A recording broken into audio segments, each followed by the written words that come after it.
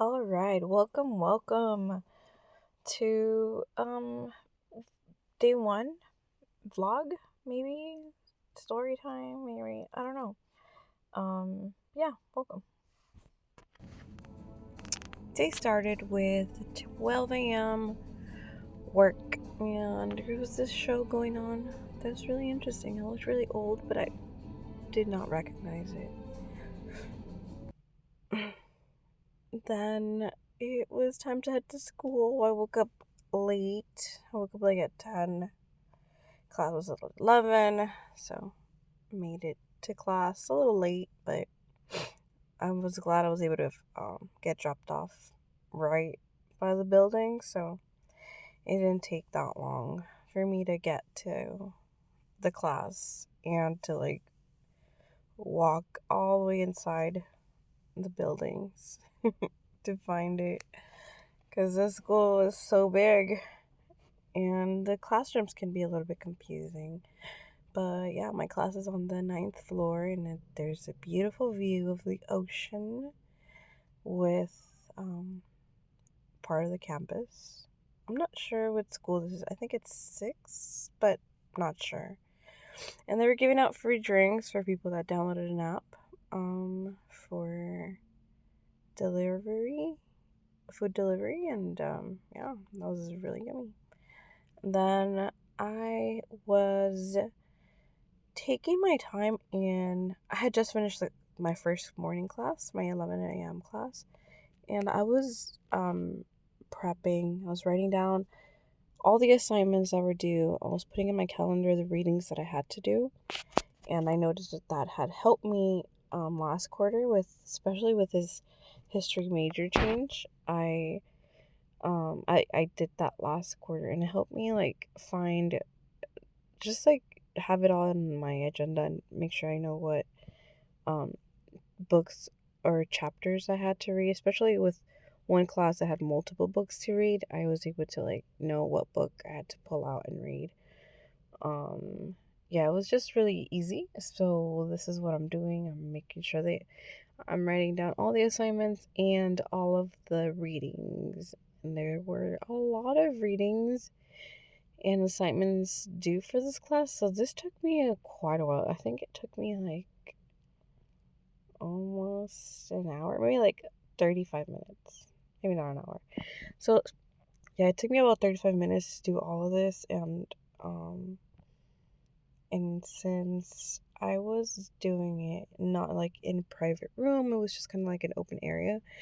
I was always looking up at people moving around, because you should always be aware of your surroundings, especially now in these crazy times and these really sad, unfortunate times.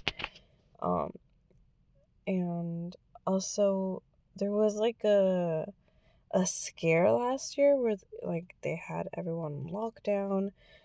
The classrooms were closed. So it was pretty scary. They texted everyone that there was somebody with a possible gun, and so now I'm just making sure I watch out. It sucks, but that's just the culture that we have to get. We just have to learn to adapt to.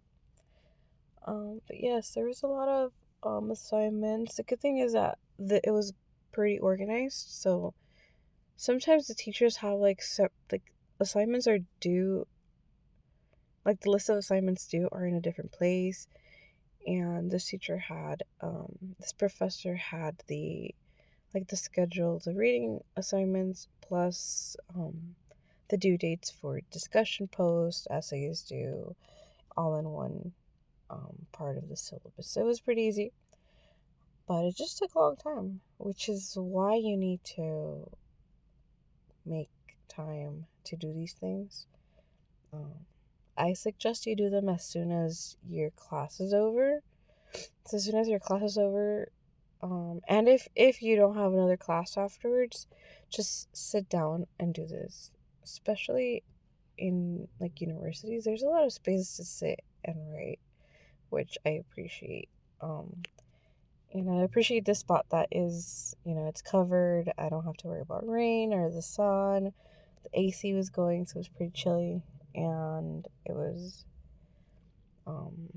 yeah, it was fine. I was fine in here doing all this, and um, and it wasn't super loud or super busy. It did get louder once it was closer to my next class time, but other than that, it was fine. Yeah.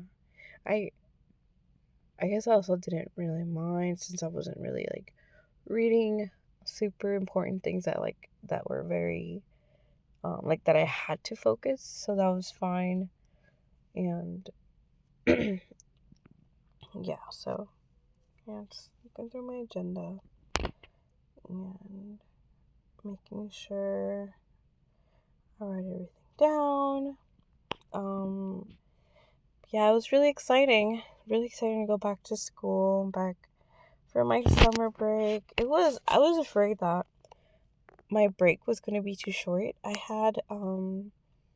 took 2 classes at UCSD in the summer. There's 3 different sessions. There's one session that's called the special session that's really long. I think it starts like before like regular summer sessions, and it goes through, I'm not sure. I think it's mostly for like medical students or like very specific type of class, like internship or lab style classrooms, classes. But that's that. And then session one, is 5 weeks. Session one summer is 5 weeks, and then session two is 5 weeks. So you have the opportunity of taking, um, like 2 different like mini quarters, I guess, during the summer. So I did take one class in summer one and one class in summer two. So I was afraid that by using up all the summer, like summer one and summer two quarters, summer classes, I wasn't gonna have enough, like summer break. But it was pretty good. I had go like almost 2 weeks in the beginning before starting the summer, like before the spring or after the spring quarter ended and right before the summer. I had like a little bit of time, which was nice because I was able to like not have to think about assignments and like just make sure that I, spend time with the children and try to, yeah, just it's just a nice break that you don't have to worry about assignments being due and like I forgot to do readings and then I need to do this and do that. It's a nice break. And then after the summer two class ended, it was also a nice break where I was just like, oh, I get to not think about assignments and not have to worry about just the stress of forgetting an assignment. That's always just like my fear or my thing, because I've been turning in all the assignments on for all of my classes, and it's just really like a stressor when you're like something's due, and it doesn't get turned in or forget or something. So I'm making sure. So that's why it's something that I think about while I'm in school. But when these breaks it have been nice. I don't know, it feels like actual breaks. And maybe it's because I'm not working at the buses anymore. Because when I did take breaks, when I used to work, like the full time hours, and I never felt like breaks, like vacation times. And now these vacations really did feel like vacations. And yeah, it was nice. It was nice to have a break, like an actual break where I didn't have to worry about assignments or having to worry about like missing work or going to work and stuff like that. But yes, it was a nice summer break. Um, yeah, I think I wanted to share this in a different video, but since I'm already here, I might as well just share that. And it's really hard to think of things to speak for more than 10 minutes. It's been almost 10 minutes. Um, But yes, that was the UCSD summer break, and I had my little break after the second part of summer ended, and now we're back in school ready to take on the world. No, I'm just kidding. But yeah, it's gonna be. I am expecting this quarter to be a little tougher because I am taking an extra class that I'm used to. So now I'm taking 4 classes instead of the 3 classes that I was used to, because I need to get up my GPA, and apparently I wasn't doing the math correctly. Like, I thought I could do like 3 um 3 classes per quarter, but it looks like I need an extra class every quarter, so I'm gonna have to be taking 4 classes instead of 3. And then I thought I was gonna be able to do just one class, one of the quarters, and I'm gonna have to do, I think, 3 again. But it's fine.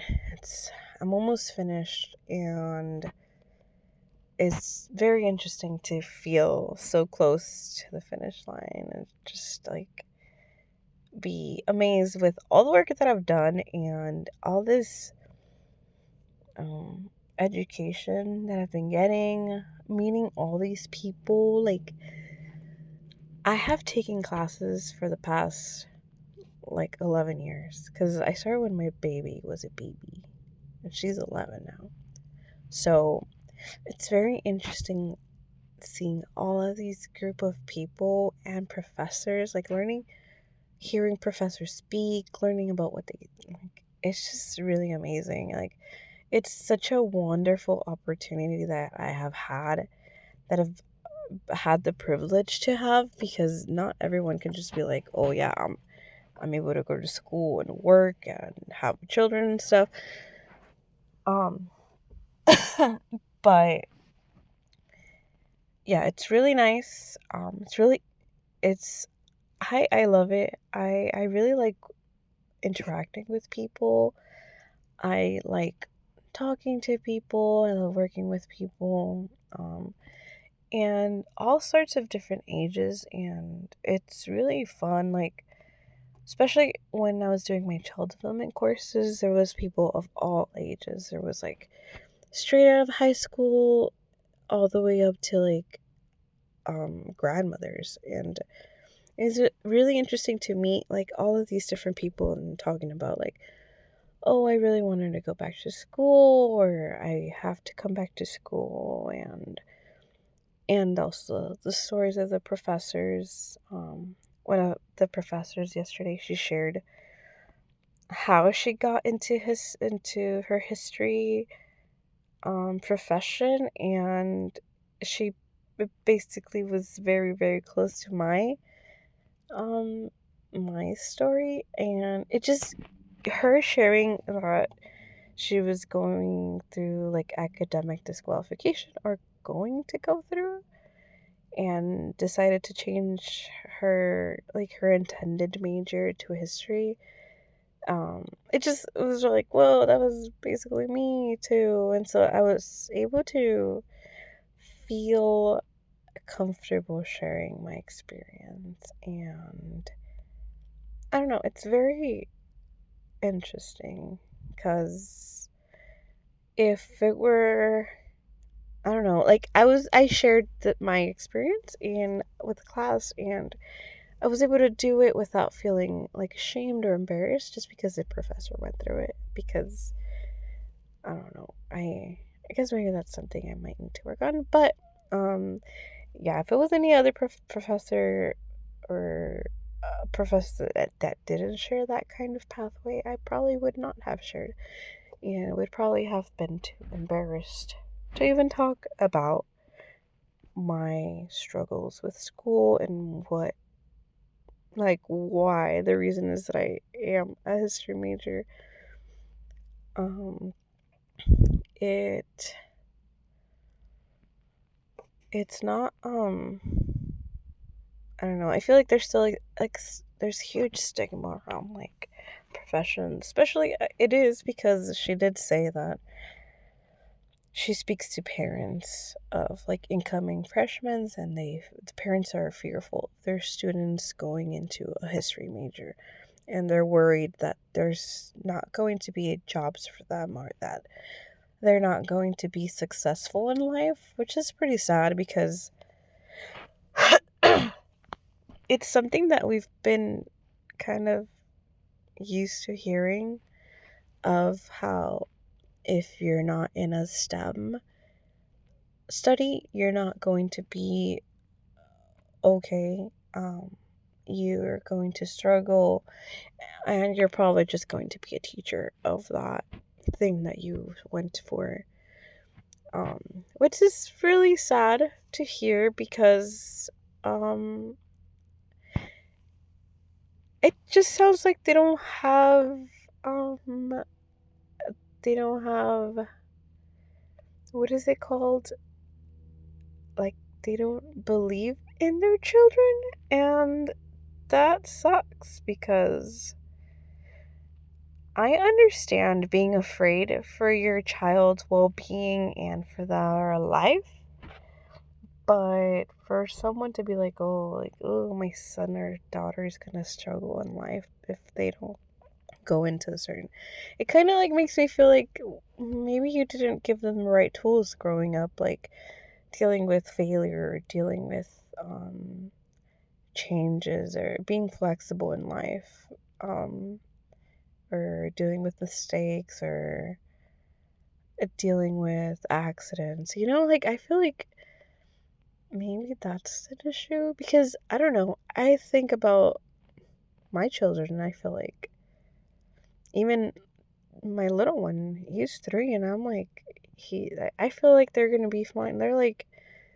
I'm teaching them to be independent. I'm teaching like, my daughter, she performs, she loves dancing, and I even see it when she dances. She, like, when she's learning a new dance, and the teacher, and I would watch her classes, and the teacher would be like, Natalie, Natalie, Natalie, like, kind of yelling at her, like, like, go that way, like, turn around, and like, it was a little bit hard for me to hear the teacher doing that, but like, just watching my daughter be like, oh, okay, like, oops, like, and her not like crying or feeling bad about it, it just makes you feel really great. Like, okay, she's fine. She's not like upset or taking it personal, or when she had a big performance and she made a mistake, she like laughed it off on stage and like continued with the dance. And I just love that about her. Like, so I feel like she's learning to like deal with things as a child, 11-year-old. So I'm very confident that if she happens to go through things as her adult life when she's out in the world, she'll be fine. And yeah, it's just some skills that I need to keep on like working with her and pushing, and just like acknowledging these mistakes that happened and be like, wow, like, you actually you worked it out very nicely. Like, it's great. I love it. I love it for you. And I hate that this has a bad connotation now. Like, I like that for you sounds really bad, but I like it for her. And it's just the current 2025 sayings that have changed. And then after this, I had 2 more classes, and then I took the bus home because parking is not great at UCSD, and also because I was late, so I got dropped off. And it's nice sitting in the bus instead of sitting in the car during traffic. I don't have to drive. I get to read. I get to, yeah, just listen to maybe recordings of class or videos that we have to watch or anything. And then I got home and my mom made food. It was morisqueta and tacos. And that was it for day 1 of back to school, Thursday, September 25. Yeah, week 0 at UCSD. I don't know if this is the same for other schools, but that was week 0, day 1. And let's see how the rest of the school year goes.